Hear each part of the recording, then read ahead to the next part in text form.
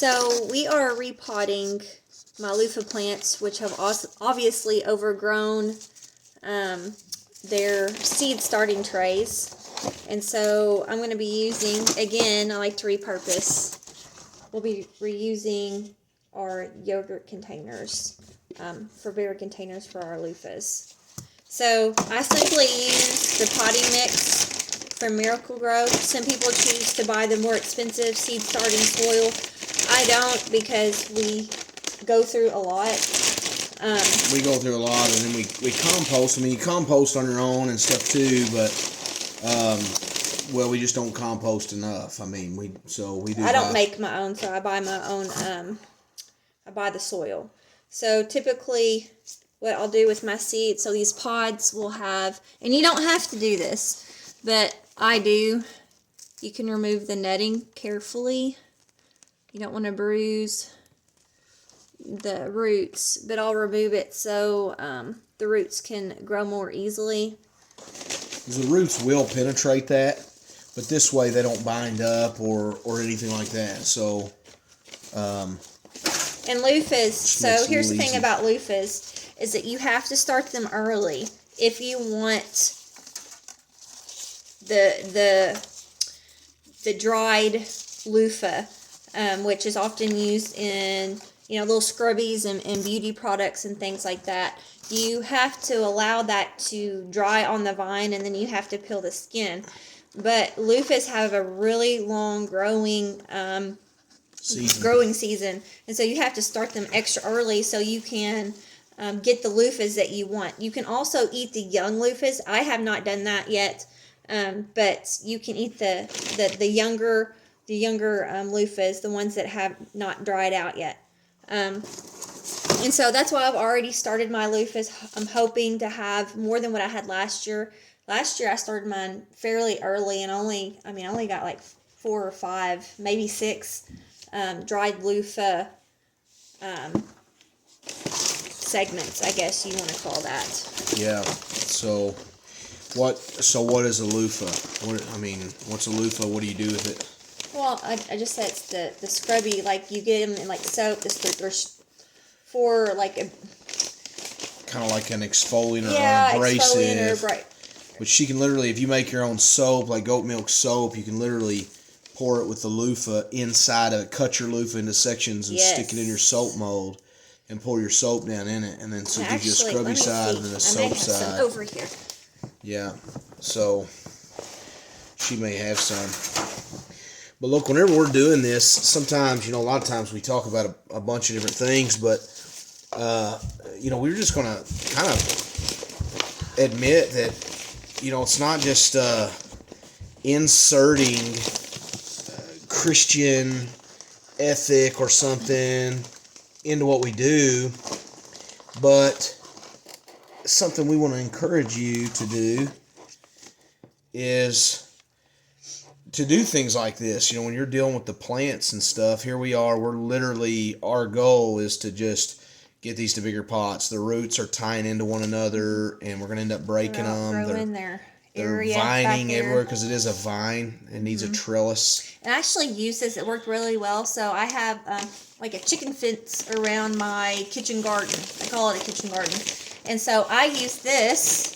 I put this around my little fence, and it grew really well, I think. Yeah, so we got to fence it in to keep some of the chickens and things out, because they'll just devastate certain vegetables. So this is my loofah soap that I made. These aren't the pretty ones. I actually sent my really pretty ones down to the... But you can see so she's got a pretty mold, but the loofah is this scratchy part. Yeah. But it's nice, if you scratch and scrape away dead skin, and it's kind of... it just feels nice. This is actually really easy to make. I made it, I do like the hot process soap simply because it's quicker for me, cure time is less, and I can use it right away. And this worked really well for the hot process soap that came out of the crock pot. But you can also, I'll show you that. So that's goal number 1, is just to kind of switch these over. But in doing this, it does open you up to all sorts of things. Like there is no prepared lesson, but you can think about, these roots are binding up. It can draw to memory. Here's whole loofahs here. Yeah, those are what they look like when they dry and off. You can shake the seeds out and save your seeds. The skin you just simply you peel off when it's dried completely on the vine. Has to be dried completely on the vine. I actually last year we got some frost in the fall, and I thought, well, maybe I'll try to go ahead and just cut them off, because everything was gonna be die, and it still didn't work, so it has to dry. Cure out. You want it to kind of cure on the vine. And I think there's been other people that have actually been able to cut them off, and they've done something where they've been able to use them, but I don't know what they've done. Yeah, we haven't done that very much. Maybe only last year was kind of our first year with the loofahs, but whatever. So we're not extremely practiced. But what I was getting at is, we're dealing with vines and things, roots maybe half bound up, and so it allows you what I like to call, gardening is revelational, right? Everything, there's the book of nature and the book of scripture, and so basically everything that God made, he reveals himself in part and then more fully in the book of scripture. And so we have the book of scripture to interpret the book of nature. So as Christians, we have the greater opportunity to enjoy nature, enjoy gardening, and we can do things like this. We're just repotting inside because it's fairly cold, so we don't want to stunt or shock our plants, so we stayed inside, and so we basically just allow ourselves to do this and see the way that a cat can get in the way. We can see the way in which maybe in which we've got a parable, or we might think of the parable. Let me get that out of there. So you think of the parable about the sower and the seed, or the seed that comes up, that sprouts but is choked out. Guys, this is where we can think about that. Like, this is just what comes to our mind. We see it like, oh man, these are going to die if we don't do it. And then so we can even consider the work of the vine dresser, in that it's not as if God simply plants the seed, but he's the vine dresser. And so there's this work that has to go on in us as Christians to preserve us, and to preserve our life and our godliness, and everything we do, it just reveals something of God. And so if you don't do these things, it's fine. You don't have to, plant loofahs to be saved. But does it afford some really cool opportunities and conversation? Absolutely. Yes. So that's it, man. We just wanted to tune in and say, just keep your eyes open. Look for opportunities, because really, that's it. That's it. A lot of times people, they don't get things, but they don't even allow themselves the opportunity because it's not required or it doesn't help. But look, it brings joy. Man, this is the Lord's Day, and here we get to do a chore and yet give him glory and focus on him and what we're doing. And it readies us for, like, we're going to have more study.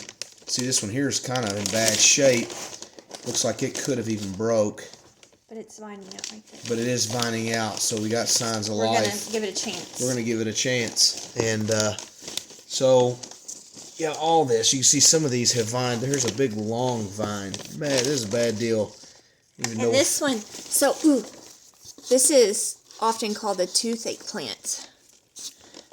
And this one I started growing last year for my first year. And I really highly suggest, if you do have an herb garden, that you maybe add this to your garden, because it is it numbs. Okay, it has a numbing effect, and so that's essentially why they called it the toothache plant. Is you can use it on a mouth issue or problem, and. Which one? And so that's why. What is this going to? It's going everywhere. Hold on. Can you tell we waited too long? I waited too long. Well, we had too much going on. That is crazy. Too much going on. So, out of a little bitty thing like this, look how much life. Yeah. You know, so imagine what it would be like to give this space to grow and for the roots to come into something secure. You can see out of a little bitty thing how much life can come out of that. You know, so, I mean, like how much fruit. I mean, think of that. How much? Imagine something that's all vine and yields no fruit. We would want fruit, and yet this vine will go on to yield much fruit. Because one plant, she said she only had a few plants, but it'll yield a bunch of loofahs, won't it? Yeah, if allowed. If allowed, it will yield a bunch of loofahs. That's crazy. So anyway, so think of that fruit. Man, I mentioned this morning at church something I've actually said in conversation before. Sometimes we ask God in our prayer or otherwise to Lord, bring forth fruit. We read in Scripture that God, He requires us to bear fruit, and the one who doesn't bear fruit is is cut off or something like he's. I think that's celery. So that's important, but there's a bit of a challenge because we say, Lord, bear fruit in my life. A lot of times we have something in mind. We have something. Yeah.